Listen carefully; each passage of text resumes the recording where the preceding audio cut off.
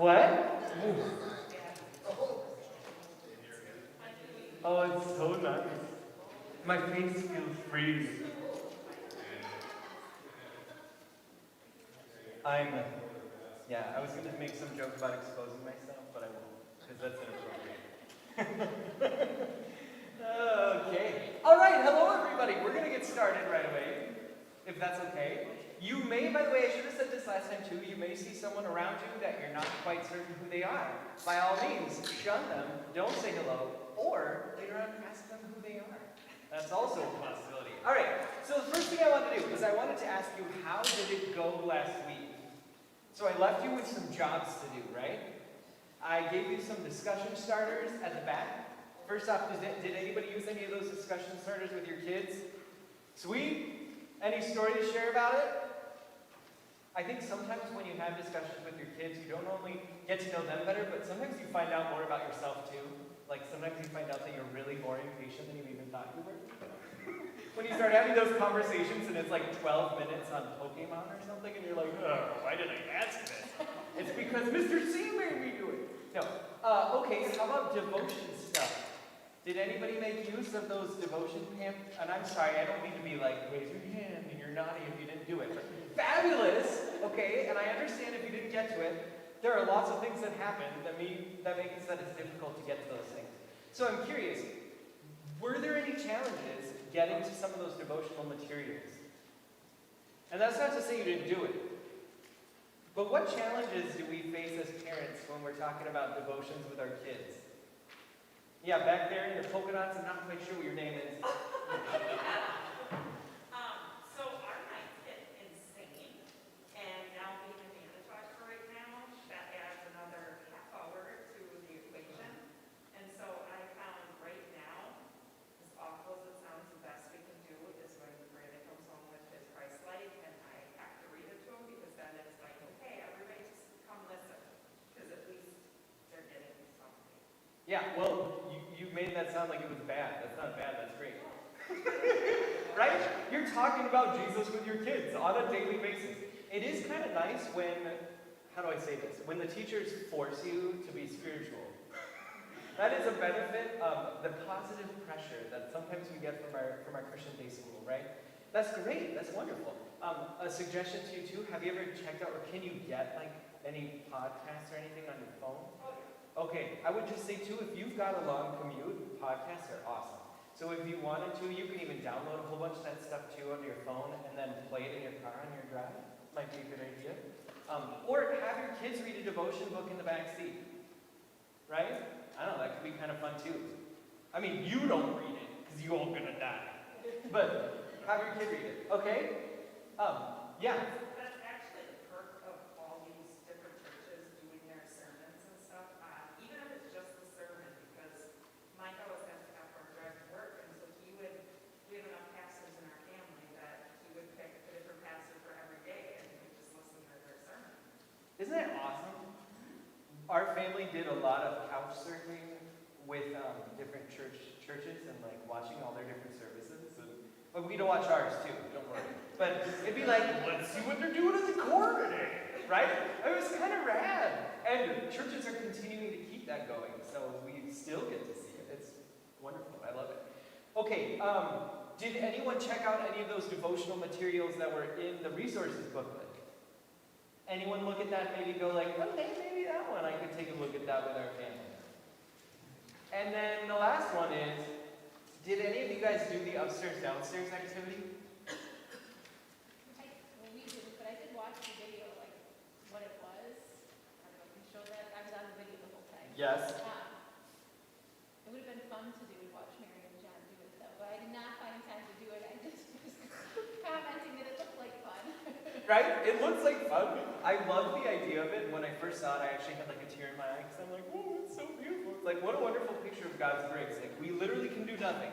But it was so restrictive, and I mean, it should be because there's literally nothing we can do to earn our way to heaven. But it was so restrictive, they're like, now don't touch any part of the stairs. Don't get upstairs. It's like, immediately, what am I supposed to do? So, but yes, feed them hints if you decide to do that. And if you didn't do it this last week, then please do that this week. Feel free to do that. If you, by the way, want any other help finding some, I don't know, quirky type family activities with Bible study or devotions, just let me know and I'll find something for you guys because it's kind of fun. Yeah. Okay, I will write this down. Yeah, we have a book in our family. It's like 52 fun family devotions or something like that. And it is just chock full of unique ideas. And most of them are good. Yeah. Some of them cost a whole bunch of money, but most of them are good and cheap. Yeah. That's something fun too, that if you have like friends and family that have small kids, because my brother is a pastor, so every year he gives the kids a devotion book. Oh. And so, well, of course, what are you gonna do with them? So we always pass them on to a different family, so that way you're circulating and they're just short. That's a cool idea, right? I mean, I remember when we had to rotate to get rid of our kids' like little baby Bible. We were like, oh, you know? I mean, it was falling apart. It was like 18 different pieces. But so that's a great thought. If you have a book that you don't use for your family anymore because your kids have graduated, why don't you think about bringing it next time? And then we'll quarantine it in a bag for like 4 days, let everything die, and then we'll pass it on to someone else who can use it. I love that. That's a great way of doing it. Okay. If there's nothing else, let's move on. Okay. And I gotta say, I was scared to death that no one would talk, and you guys talked, and it just makes me feel so much better. So thank you for discussing tonight. I appreciate that. And now let's get started. All right. We are going to be taking a look at another area that is so important for your kids' childhood and for their faith life, even as adults, and that is your marriage. And you might say to yourself, how in the world does my marriage have anything to do with my children and their faith life? Well, I'm going to tell you tonight how, okay? We're going to talk about 3 important aspects of marriage.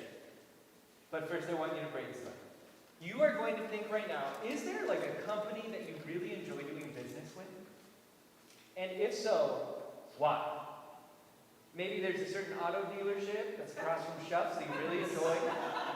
If so, wow. Maybe there's like an auto repair place that you enjoy going to. And well, why? Why? Why do you like going there? Amazon. Why do you like going to Amazon? It comes to me. Yes! It comes directly to you, and then you're like, Amazon, I'm not cool with this. And then they're like, okay, you can return it for free. We're sorry. And then sometimes they're like, just keep it. We're so sorry. And I'm like, yeah, I will keep that. Right? And thank you. When we think about these companies, how often do you really actually find that advertising is the #1 thing that draws you to their company? Or, in fact, is it usually the product itself? Probably a combination of both, right? But even if they have all this like glitz and glam and fabulous advertising, you're not gonna just like keep going back, right? It's all about the product. And when we think about companies and companies that do it well and get repeat customers, it all comes down to that business's core values. You know if a business is trying to take advantage of you, right? You can feel it like immediately. I don't want to give salespeople a bad rap.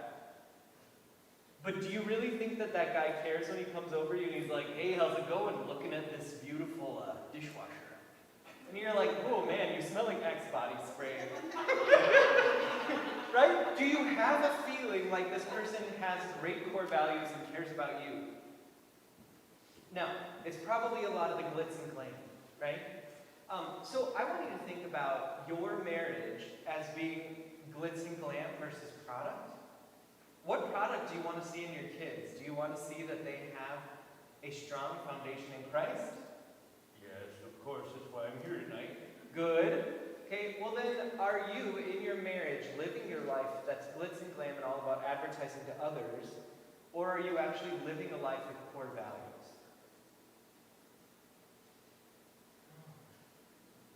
Okay, that was the icebreaker. I did it all myself. Did you want to add to that, everybody? I was thinking, is that rhetorical or? Yes, it was rhetorical because the answer is we all are the glitz and glam, aren't we? We have core values and yet we sometimes just forget about them. We like put them on the back shelf. We shouldn't though. All right, so good parenting takes core values. Gillian is going to show a part of this video for us, and I am going to take a drink from a company that I support. But I probably shouldn't, right? Oh. Anyways, Gillian, take it away.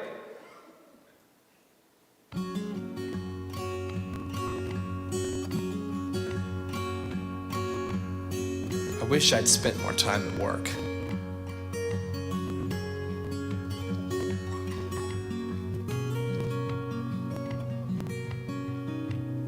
I wish I'd gotten more sleep.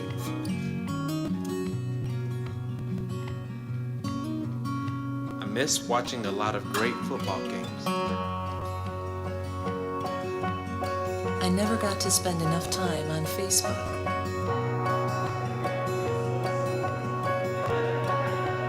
I wish the walls weren't so scratched up.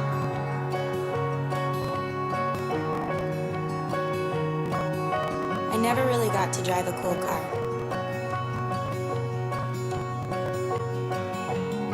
I wish that planter in the backyard didn't wobble.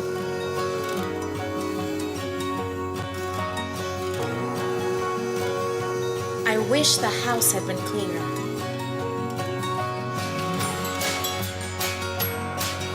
I never had enough time to work on my fantasy sports teams.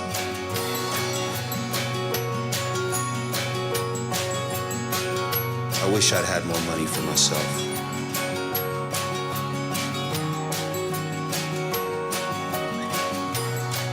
I wish we'd slept in more on Sunday.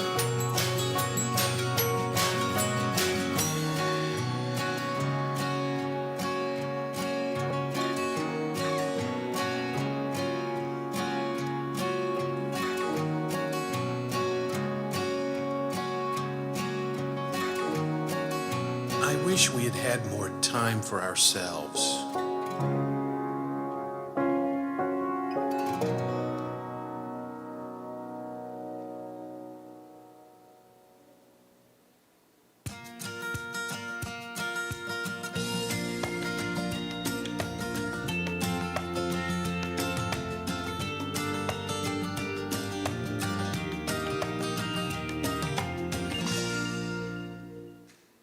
Hi, welcome to the second session of It Starts at Home, where we're talking about how to pass faith and godly character to your kids.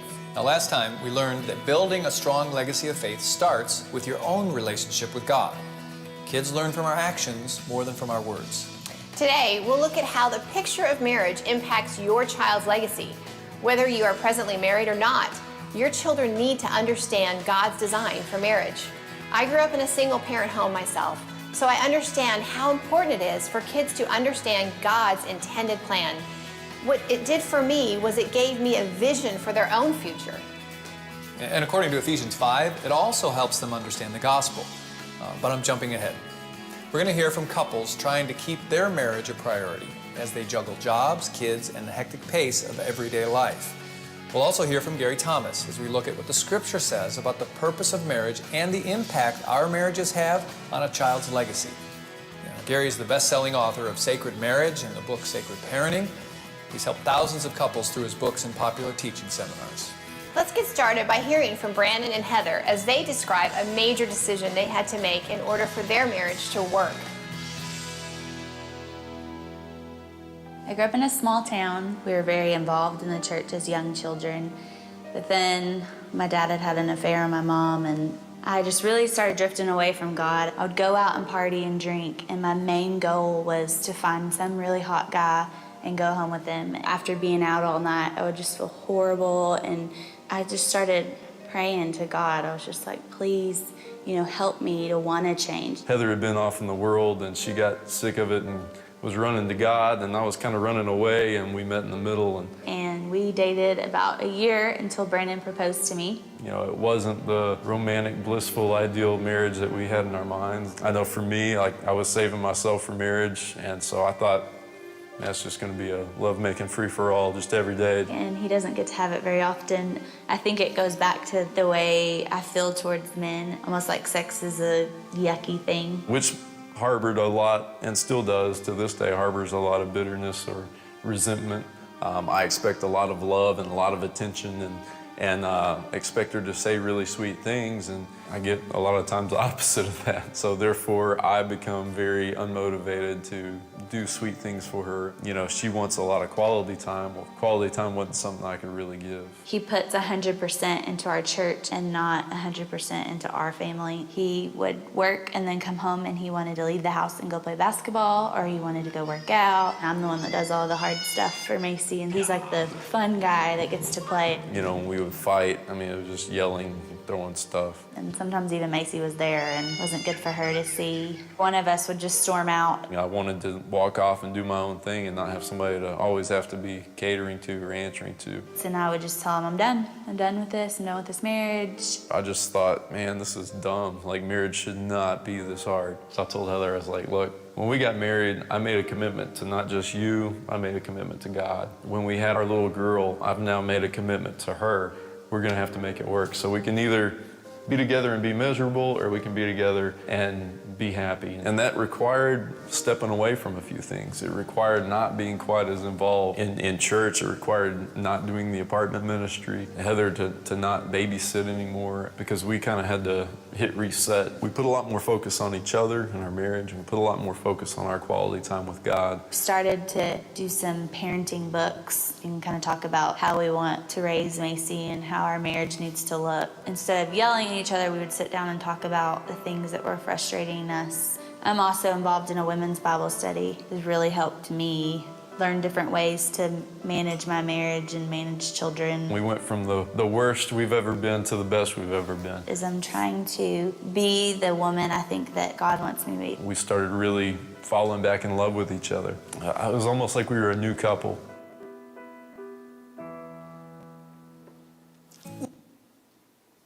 That's Gary Thomas, a really great author. We're not looking at him at all tonight. Sorry, Gary.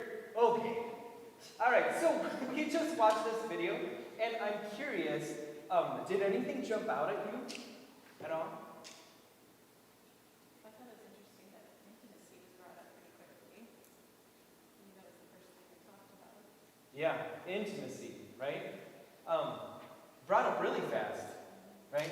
And you can see how really her parents' marriage and how it failed affected not just her, but it's also then perpetuating itself in how she's treating her own daughter too, and then how is that going to affect her own kid, right? So when we talk about marriage, it really does have a profound impact on not just you, but generations to come. Yeah. Seeing the dad that has an affair, all of a sudden now you question what intimacy is and what it's supposed to look like. Yeah, difficult stuff. That's why I like the video, actually, is because they're willing to jump into stuff right away, because we don't know them. So they don't care, you know? If I were to ask you about if you have any intimacy problems, you might find it a little difficult to talk, and I get that. If ever you want to talk about it, though, you can feel free to reach out to me. I don't care. I'd love to help you out, if I can. Okay. Well, we're going to move on now. So we have Brandon, who said, this is just something that really popped out to me. I just wanted to walk off and do my own thing and not have someone to always be catering to or answering to. I didn't want to be responsible to anyone, accountable to anyone. Heather, I would just tell them that I'm done with this. I'm done with this marriage, and Brandon, marriage just should not be this hard. Right?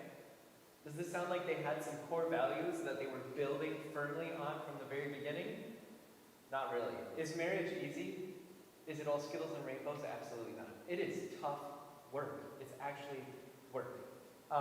What would you say to those people? Would you have any advice for a struggling couple if they said that to you?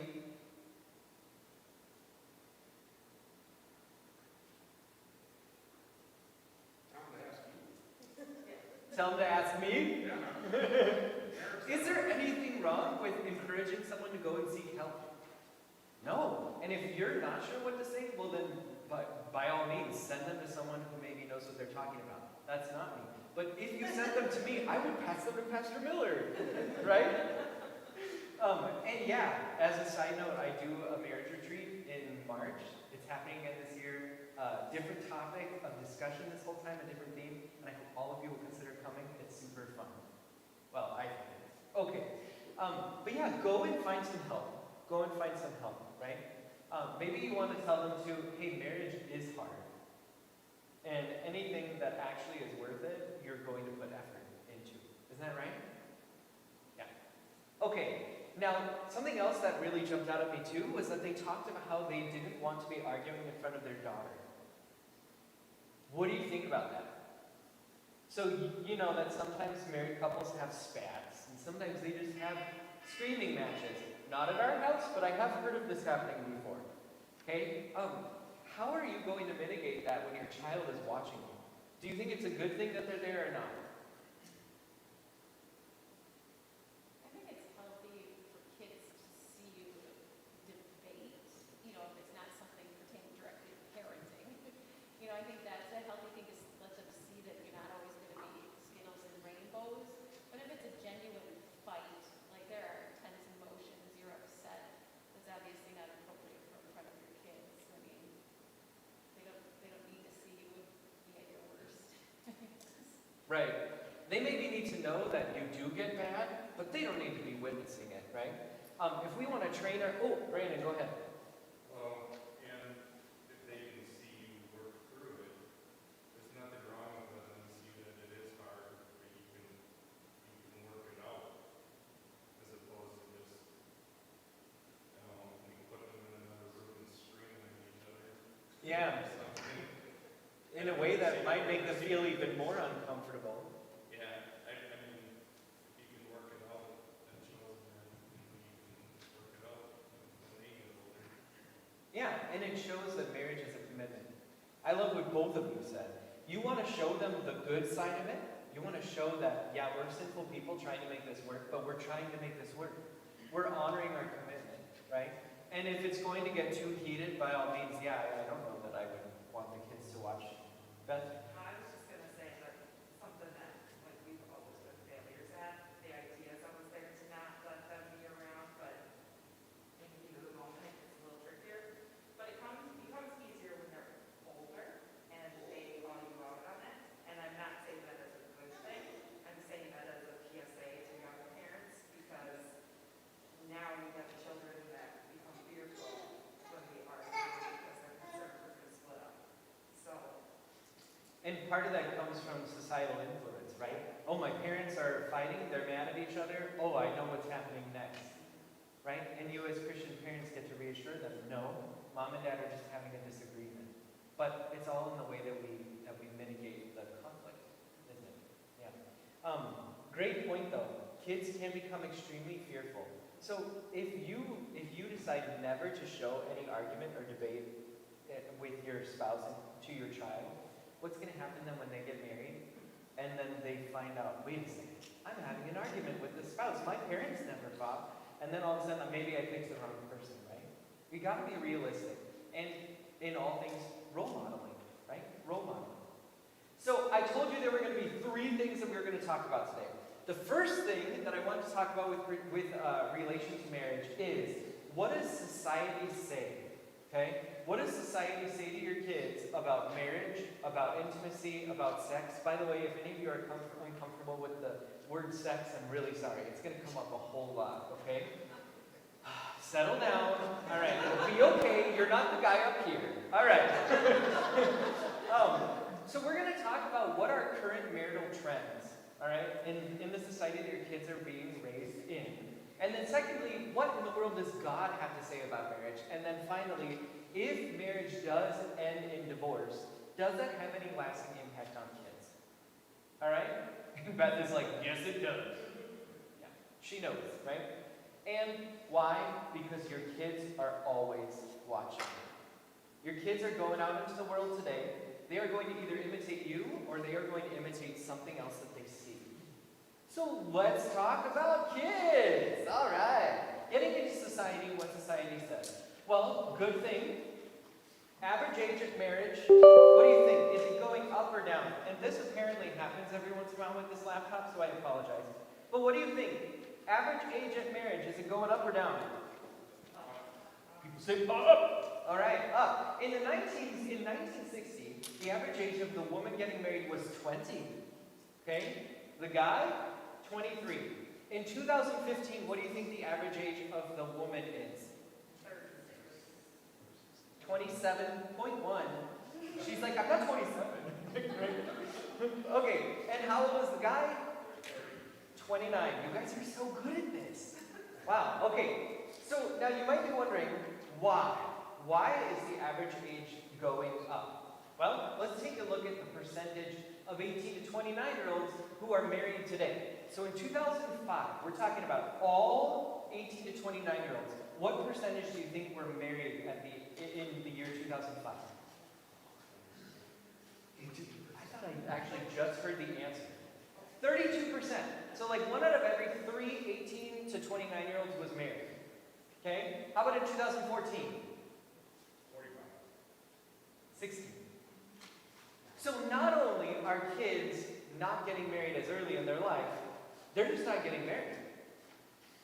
And I found this pretty staggering, that if we're talking about 18 to 34-year-olds today, there are more of them living at home with their parents than are living actually with a spouse. That's frightening. So if that isn't enough reason to just do this study and have a good marriage so that they'll just leave, I don't know what else to tell you. All right? More living at home. That's crazy. And we might be saying, why? Why is it that why is it that these young people aren't getting married? It's a good thing, isn't it? Well, let's just see what society has to say. Individuality. Yeah, it's like so young. It's actually scary.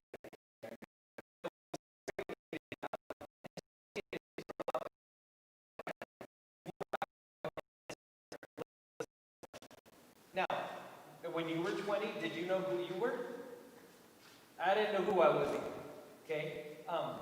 Gillian didn't either, though she wouldn't have married me. But now she knows. Oh, for better or for worse. It's only been the for worse. Okay, but anyways. And he'll get better. He'll die one day. Okay, now why though? Why is there this push for this sense of individuality? Well, take a look at some of these quotes that are just floating everywhere nowadays. And I want you to think to yourself, are these bad? Okay, to be yourself in a world that is constantly trying to make you something else is the greatest accomplishment. Anything bad with that? No, I don't think so either. I don't know. Okay, how about this one? If you walk in the footprints of others, you won't make any of your own. It's like inspirational stuff here, right?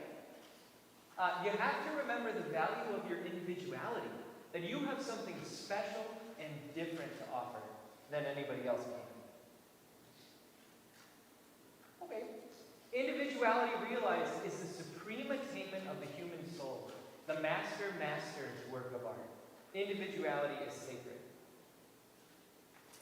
Do you think that individuality is being shoved on kids nowadays almost? It's like in every type of advertising, isn't it? Every type of advertising is telling you to be yourself, be true to who you are, treat yourself every once in a while. You deserve it, right? It's so self-focused.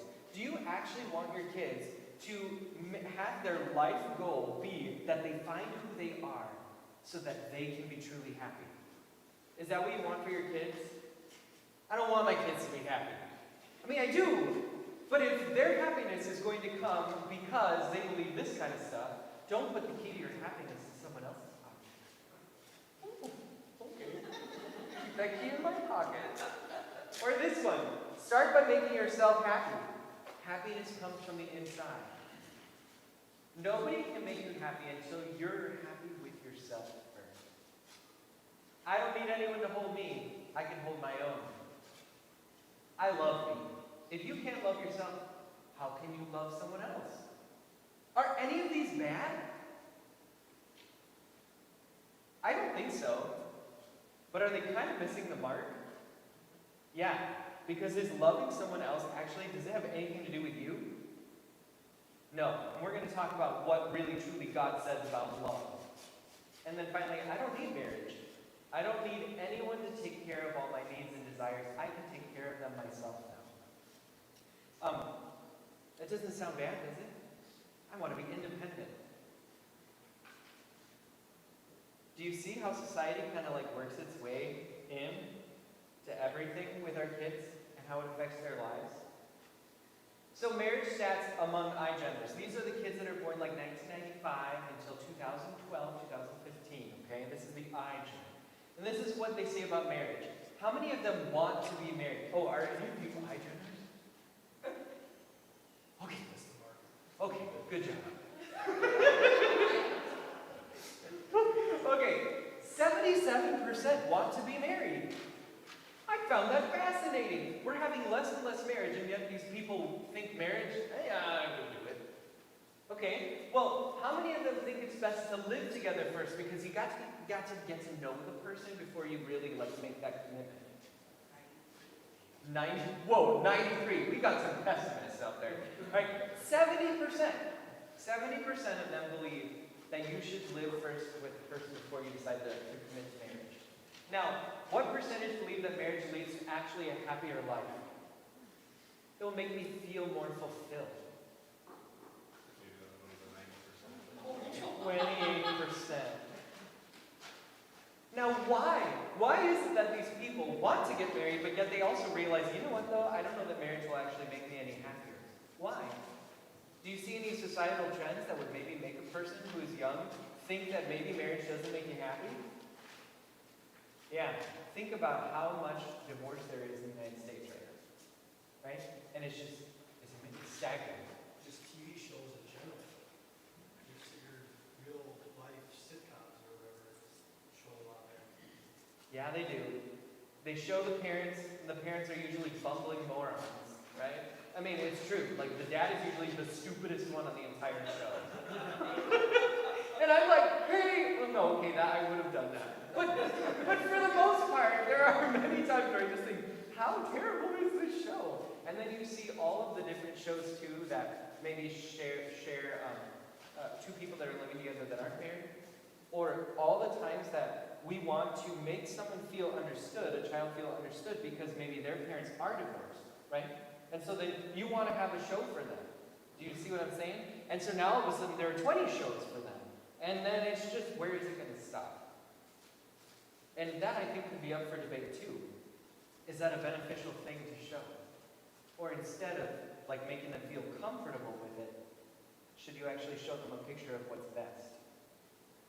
Okay, obviously you just figured out my side of the debate. Okay, now, what percentage actually question marriage and want to know if it's actually worth it because they've seen some bad marriages? 35%. 1 out of every 3 people in the age 18 to 34 question marriage because they've seen it happen and end in a bad way. Negative examples. Your kids are watching, okay? And we might say, you know what though, that's kind of good that marriage is going down, right? Some people might say that. Our kids are getting to know themselves. They are, by the way, their top priorities are career and money. All right, career and money. In the 1960s, top priority was, I'm going to raise a family. That was actually the #1 priority. I just think, who are these people? And they were the ones that left high school, and she had the hair that looked like the 95-year-old, right? Though she was 18. Great. But nowadays, that's #4 is to have a family. That's their 4th priority. Well, at least they're not rushing into marriage. Well, why not? Oh, good, you guys know what this is. I mean, bad, but good, but bad. Okay. So, perhaps you've heard about Tinder, perhaps you haven't. Tinder is basically just an app where you get to see pictures of people's faces and then you swipe one way or the other to decide if you like the way they look. If it matches you with somebody, correct me if I'm wrong, I have not used this before, so I'm not entirely sure. I almost tested it out. No. Okay. And then apparently it's geolocational or something. So then if you get near someone, it'll tell you this person is in a certain proximity. And then if you both swipe one direction, that means that you really have made this match, right? And so you're going to get together. And you might think, oh, that's great. Oh my goodness, what a fantastic new dating app. So we get to know each other, we make a match. No, it's just strictly a business transaction of sex. That is all it is, okay? That is what Tinder is. So why are people not getting married? Why would you? Right? In America, there are so many people that are hopping onto things like this because there's no emotional baggage. Sex is actually not becoming anything that has anything to do with intimacy anymore at all. Sex is purely just for fun. Okay? It is only physical. And it's because you hear things like you're in your 20s. You know, that's supposed to be like the prime time of your life where you're going out and having fun. You're supposed to be doing stuff like this. In fact, there is actually this new phrase out there called catching feelings. Don't know if you've heard of it. I heard you were catching feelings. Get well soon. Do you know what that is? You don't need to tell me if you know it. She's like, I do know what that is. All right. Catching feelings. This is so sad. Okay. Catching feelings is when you've had your one-night stand and all of a sudden now you've been hooking up maybe even with that person more than one time, 2, 3 times, and now all of a sudden you're finding that I might actually have a connection with this person. I might actually start feeling something for that person, as if God wanted sex to actually have some kind of intimate union, right? And so there have been articles that have been written on how to avoid catching feelings. I'm going to share with you the 3 things you should do to avoid catching feelings. When you get on Tinder, number 1 thing that they tell you to do so that you don't catch feelings, get drunk. Number 2, don't tell them at all about your life, because as soon as you connect with them, that's just going downhill. And the 3rd one, and most important, never ever cuddle after you're done. I even read that if you need to, if you feel the desire to, you need to leave and then go hug a pillow. This is what I read. So, people are catching feelings when all they want to do is hook up. Terrible, right?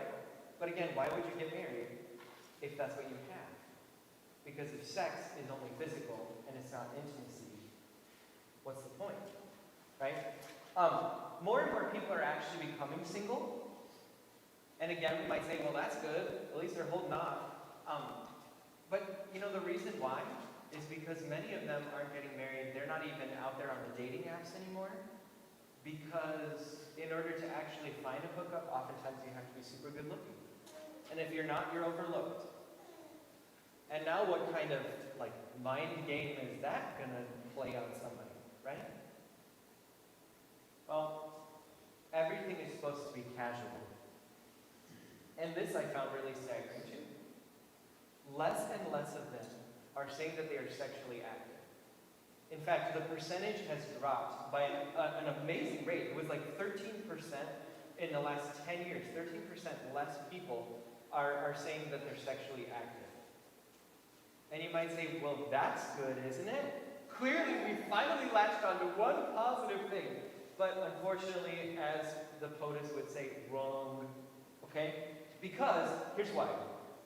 A lot of those people who answered and said they weren't sexually active, they also on their survey do not count oral sex as being sexually active. It's just kissing, isn't it? It's just a different part of the body. And so, well, I'm not sexually active. And then you might also say, well, at least they're not having intercourse. But why aren't they having sex? Porn. Pornography, right? Porn is sex without intimacy. That is what it is. It is just like a recreational thing. And some people will actually spend hours watching this a day. It's unbelievably sad. Why would you get married when instead you can have this interaction, even just with yourself, where you can avoid feeling like, I don't know, like someone is rejecting you because they don't want to have sex with you. You can avoid the risk of an STD, right? You can avoid the risk of catching feelings or having emotional baggage from the relationship. This is the current climate that our children are being raised in. Now, thankfully, Howard's Grove is like this beautiful bubble, isn't it? Yeah. And none of that happens around here. Wrong. Okay. Sad. 90% of children ages 8 to 16 have viewed porn. Now, two-thirds of them happened upon it by accident. Okay? The largest consumers of pornography are 12 to 17-year-old boys. Go figure. And porn sites comprise 12% of the internet. Sexism, intimacy. In fact, porn is causing such a problem that those who are addicted to it, boys and men, even when they find themselves in a physical relationship, intimate relationship with a person, they now don't even know what to do. Their bodies actually aren't reacting and responding, and so they're having a difficult time being sexually aroused when they're actually with a partner. Because what's going on? Like, I actually have someone here with me. There is this huge disconnect between sex and intimacy. And my last piece of data about pornography.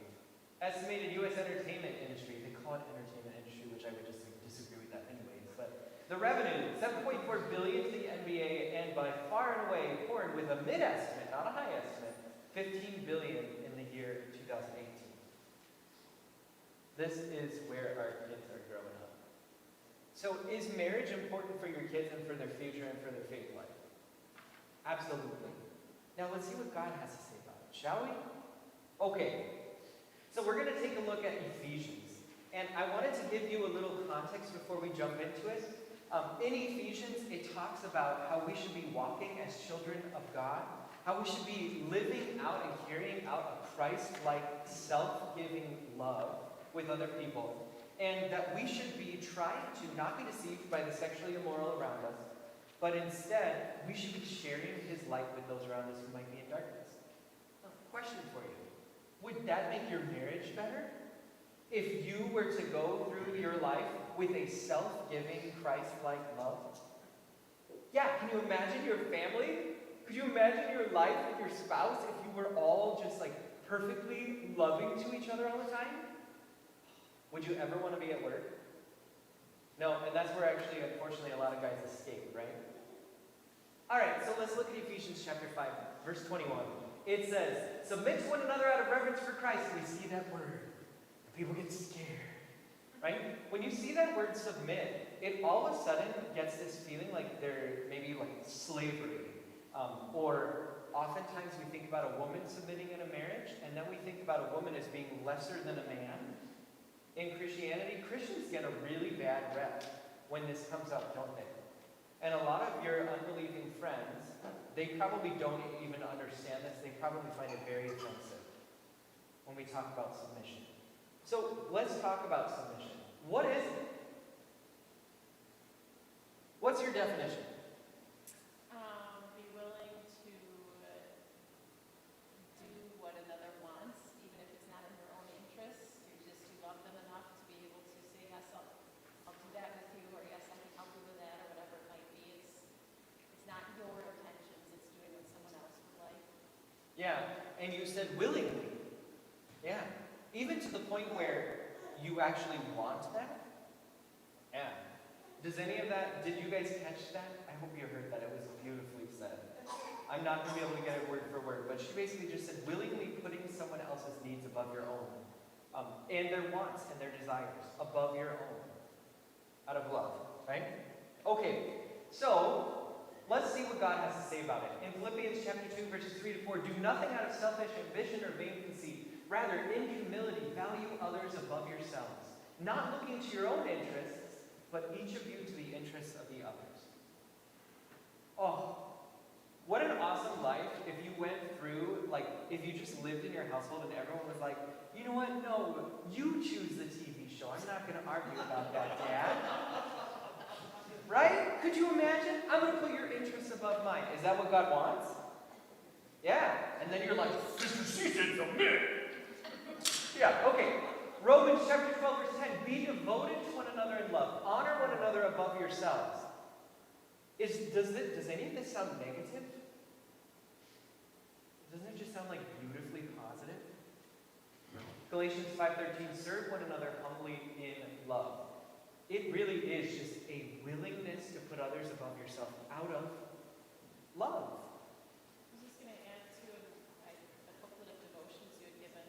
We did those this last week. And I forget, I think it was like the second one or something, but there was a question about like, what do you do when you don't understand God's word or what you've read from the Bible or something like that was the question at the end of the devotion. And so the kids were sharing.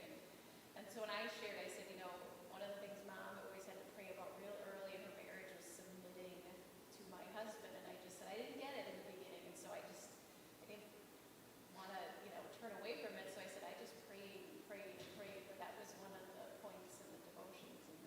Yeah. I would totally understand women coming into the Wells, maybe they found like a Wells guy, and then they're getting married and they're going through the Vic, and then all of a sudden they're like, I'm supposed to submit. It seems terrible, doesn't it? And yet submission actually is a beautiful, beautiful thing. And so thank you so much for bringing that up. Wonderful. Now, why do we submit? Submit to one another out of reverence for Christ. Who do you think has been more submissive than Christ? Give me an example of when Christ willingly submitted himself under someone else's authority or chose someone else's will above his own. Go for it. Don't shout out now. No, I'm just kidding. Shout out, please. I'm pointing at the cross. Oh, yeah, that's kind of a picture of submission, isn't it? Yes, he willingly sacrificed himself on the cross, right? He bore our sins on the cross, on the tree. Any other time that he submitted himself? Washing your feet. Yeah, in Luke, well, all the Gospels, talking about washing those disciples' feet. Talk about, like, serving in a very menial and disgusting way, right? Their robes were made of dirt, and they were constantly, like, wearing these, like, leather sandals, and if you've ever smelled someone's leather sandals after they get sweaty, you pretty much die when they take them off. And then they've got, like, mud created out of the dirt and their own foot sweat, and God's like, let me wash your feet. Oh, okay, nasty. But Jesus was willing to do it out of love. I don't know if this would be a submission, but I think of like all of the different groups of people that he willingly just talked to, and like those of, religious, not, stature, like you don't talk to those people. You don't talk to the lady at the well. You don't go by the beggars and stuff. So I feel like, I don't know, he kind of submitted himself to what the culture was around him to show them love.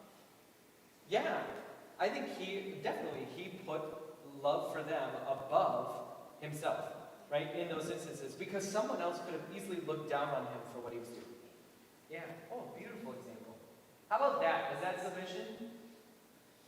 Man, the God, creator of all things, teeny itty bitty baby, pooping himself, like barfing. They can't even ask for what they want. This is God. Could there be any more humility? And that's what he chose, to be in human likeness. When he was at the temple and he was sharing with the Pharisees and the teachers of the law, and he was asking them questions and they were stumped, right? And then Mary and Joseph come up after they didn't know where he was for 3 days. Yeah, talk about bad parenting. And it was the Son of God. We lost the Son of God! Oh my, okay. But anyway, so they finally find him, and then they go up to him, and Jesus is like, oh, don't you understand, Mom? And she's like, you need to leave right now. And so then it tells you right after that, so he left with them and went to Nazareth and was obedient to them, growing in stature and in the knowledge of God. Obedient.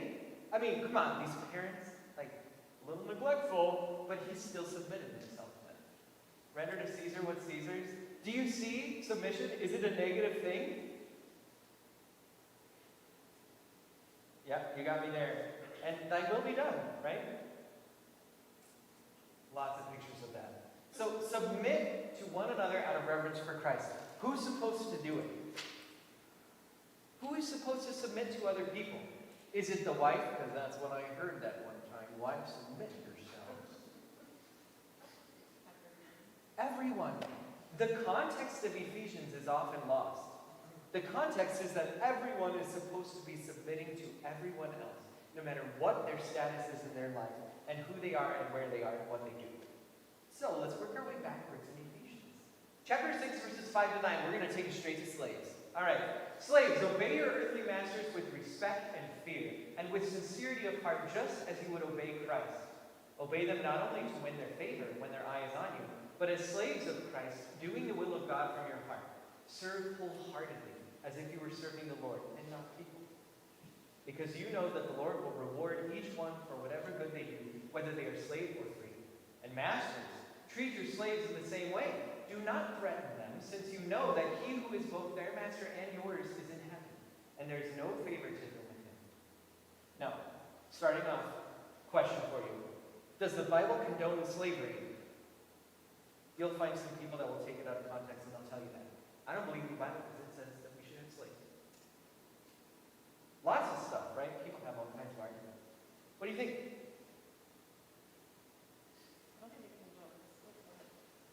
Oh no, I was just Nick. Was slavery a thing back then? Was it the same kind of slavery that we have now? No. The historical context, I think it's always a good idea to have this, right?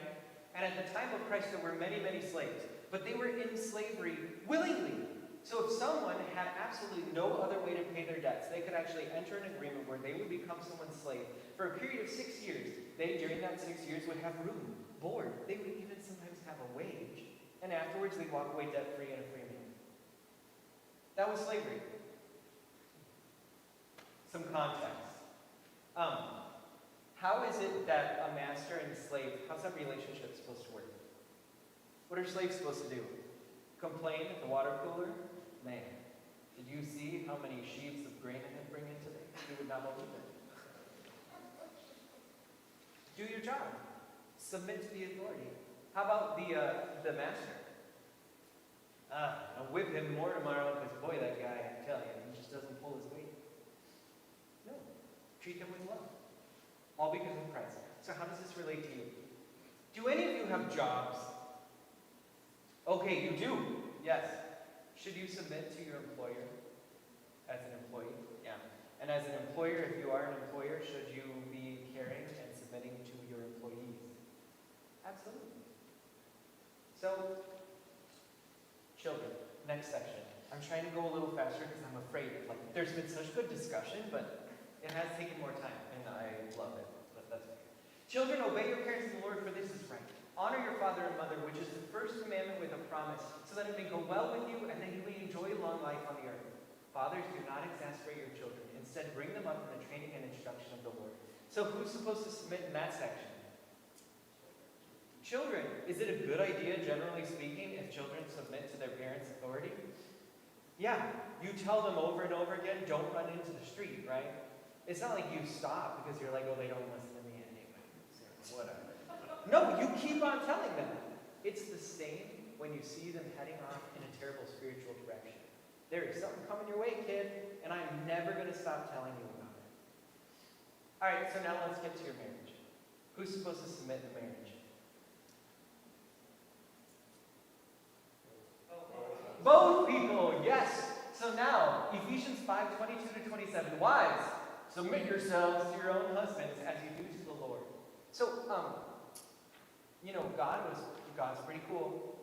Christ, pretty incredible.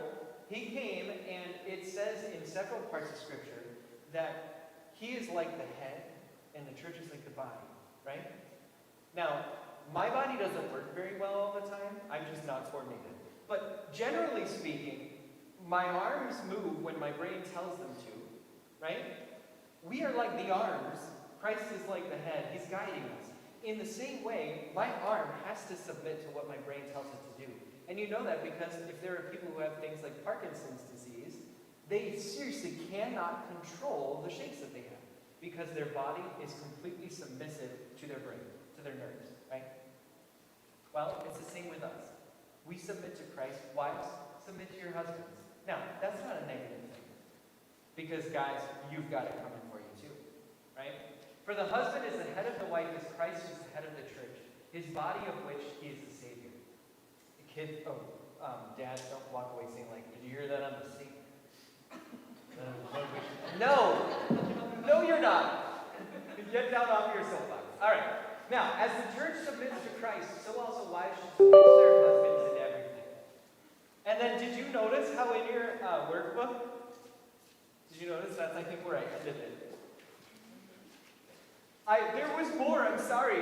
It's not that I'm just this really terrible guy. I'm just going to end the Bible study there.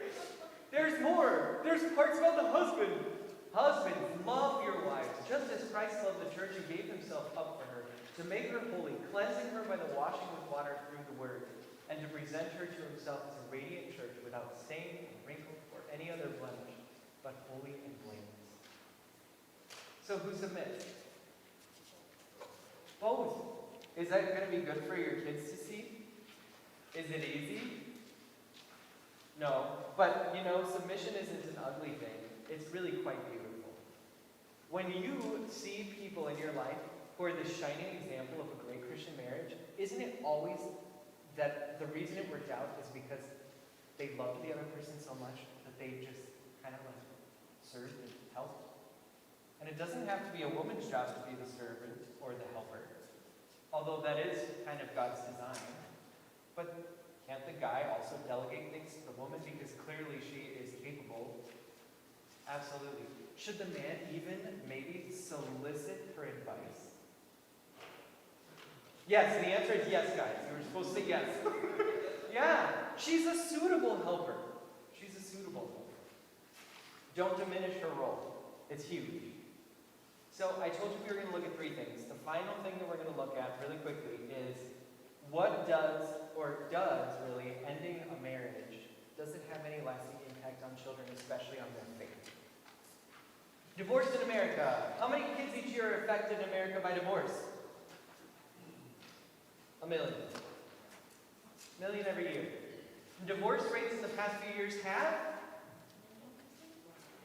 decreased. Why? Because they're not getting married. Yes. All right, yeah. And pretty soon we're going to find that less and less kids are affected by divorce because they're also not having more children. So those numbers are going to start looking better. They're not. They're not. They're not better. Divorce in a child's faith.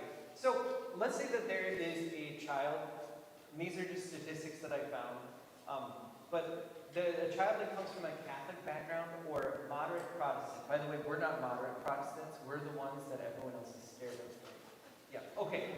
So what percentage more likely are those children to stop practicing religion when they're an adult? 100% more likely if their parents divorced. Okay? And how about if it's conservative Protestant parents that divorce or their marriage fails? Then it's 300% more likely. And you might wonder, oh my goodness, why? Oh, thank you, Josh. When you think about marriage, when you were a kid and you looked at how your parents treated you and treated each other, didn't that also become almost like a little bit of a picture of God to you?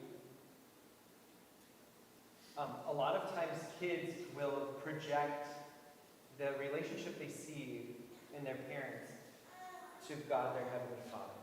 That's like one of the first images they have. And is your marriage an image of grace, or is your marriage an image of anger and frustration?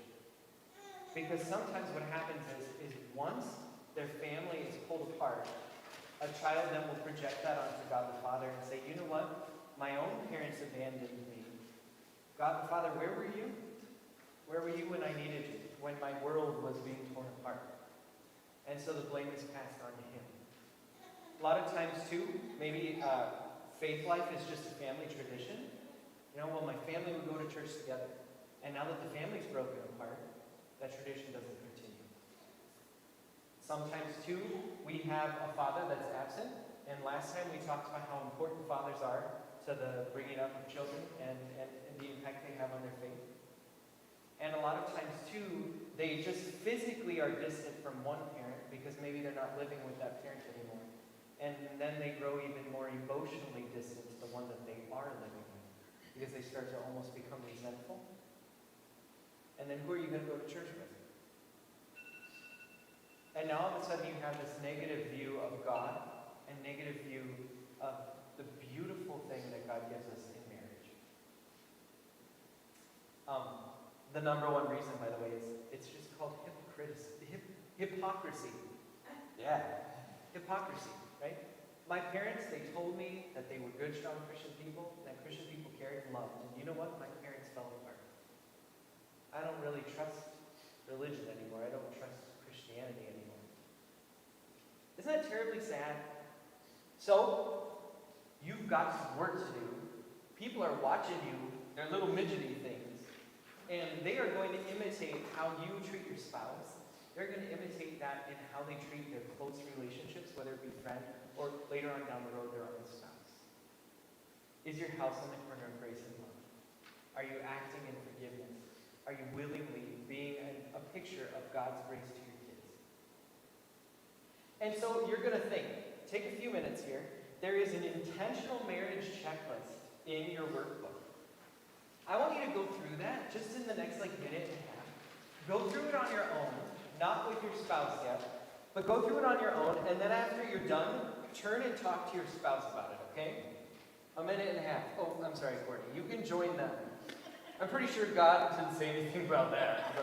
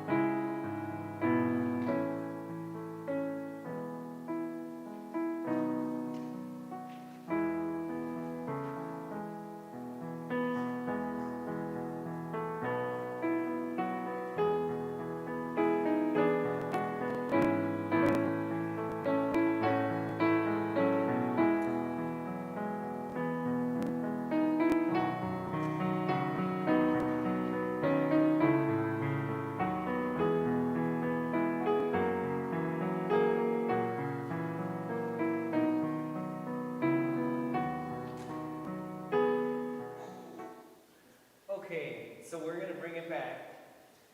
I don't know if you made it your way through the whole thing and if you had discussion, but is that a good discussion starter for the week? Go home, talk about that with your spouse. By the way, there are lots of great Christian couples around here. Take notice of who's here and ask them, what do you do to prioritize your marriage? I'll tell you a couple things that we do. We have a weekly date. Now, thankfully, now I'm not in the classroom anymore, so every Friday we get together and we have a date. Oh, it's so amazing. Also really cool because everything is cheaper at lunchtime. Did you know that? Guys, you can go out on a date for cheap. Okay. Anyways, so we do this, and it's a beautiful thing. Now, the reason why, of course, is because usually Saturdays and Sundays are pretty full with other things that we do around here. But Friday, kids are being babysat by those teachers.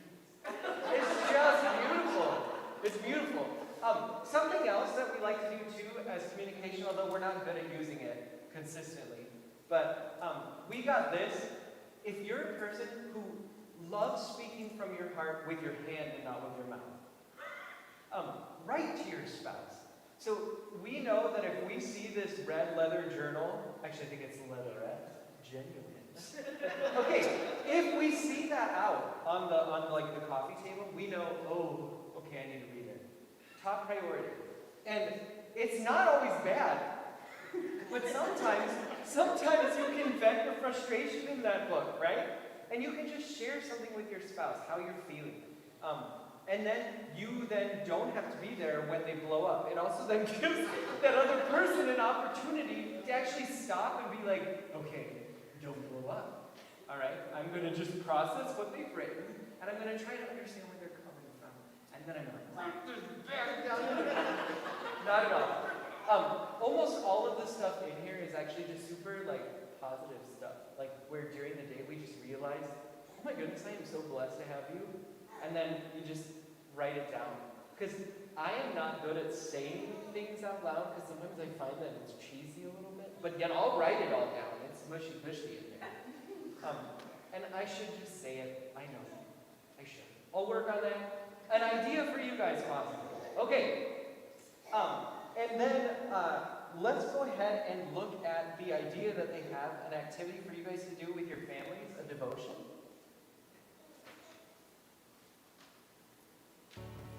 Thank you, suitable helper. I think what we are finding now is how to make sure that that the kids don't take the place of the marriage. They get to see that, you know, mom and dad, above anything else, love each other. It is hard to make that time, to ask, how was your day? Even though sometimes you're like, I really don't have time to hear you. Whenever Becky and I will give each other a hug, and we're a very affectionate family, pretty soon there is one or two little girls that will be right in between us, and they want to be a part of that, and that's the kind of relationship that we have and that we want them to feel that love and that safety and security in there. I want them to see that the marriage isn't perfect, but I hope that what they see is a good marriage and that it's good because we struggled, it's good because we disagree, but not because we're fighting. So my prayer is that my kids see a family that's working together well. And I think it's important for them, our children, to really see that, you know, marriage is not perfect, but it's worth fighting for. That's just important for us because we know that, you know, one day they're going to leave us and they're going to be married. They're going to repeat what they see at home. You know, the big struggle for us is not being a mom and a dad, which I think we spent an enormous amount of time on, but being a really good husband and wife, which is ultimately probably more important.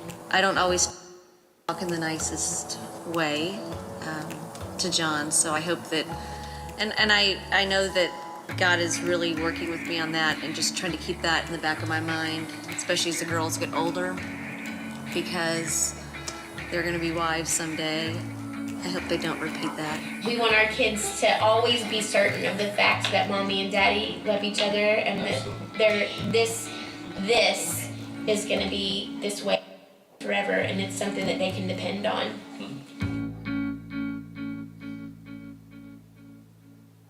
Marriage is about so much more than our own individual happiness. Yes, we call it the loving principle. Put simply, God intends every marriage to be a masterpiece, reflecting the marriage between God and His people. Now don't miss that. Your marriage is a picture, a work of art God can use to reveal His plan to your children and to others around you. That's why the best gift you can give your children is to create a God-honoring, happy, thriving marriage.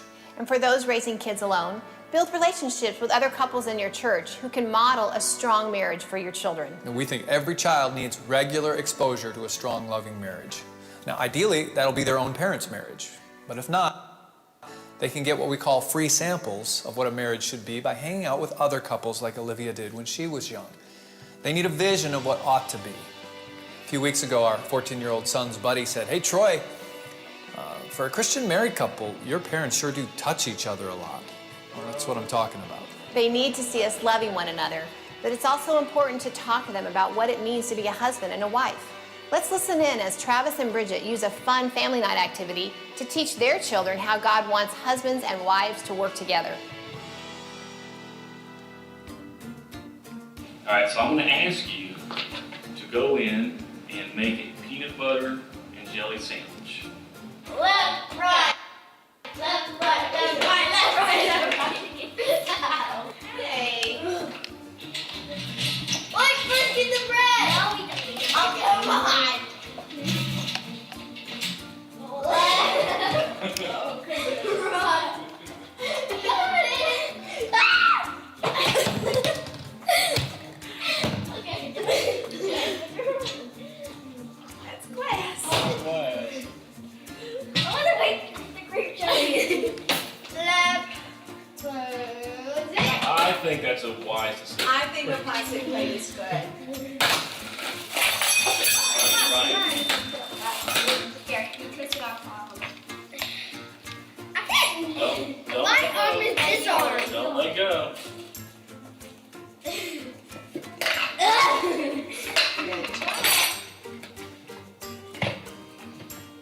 I love PBJ.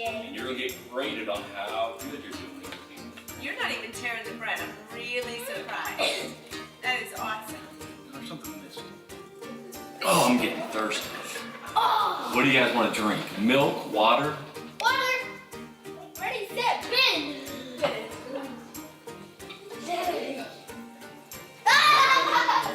Stop tickling me, or I'll drop this all on you.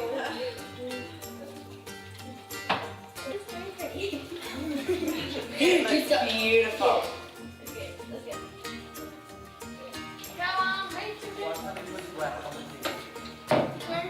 Wait. Where are you? Ryan, I need you to feed Emily one of those fours. Oh, I don't like peanut butter and jelly. Just Think about it. now eat it. Let Emily give that one to you now.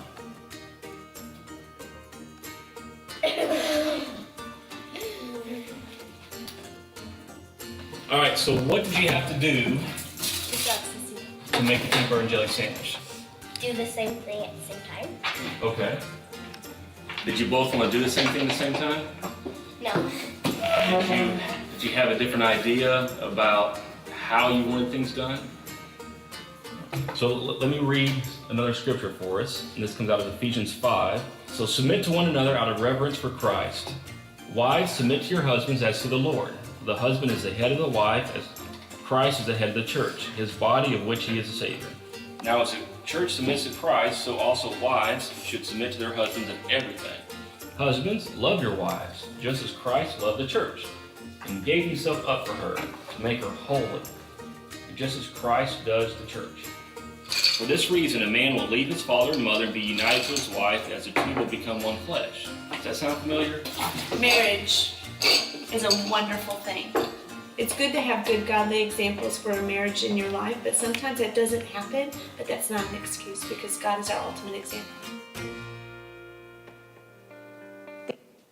All right, so if you're gonna do that one, if you only have one kid, you might want to go get a neighbor kid and like just make sure that that parent is okay with you tying that child up. You know, just promise help. And then the other thing you want to do is just take a tart and the peanut butter and jelly out to the backyard, you know, or something. That's just, I just think it's a mess waiting to happen. So, but building your family into a legacy of faith really does have a lot to do with how you model your Christian marriage. And so I would like you guys to give some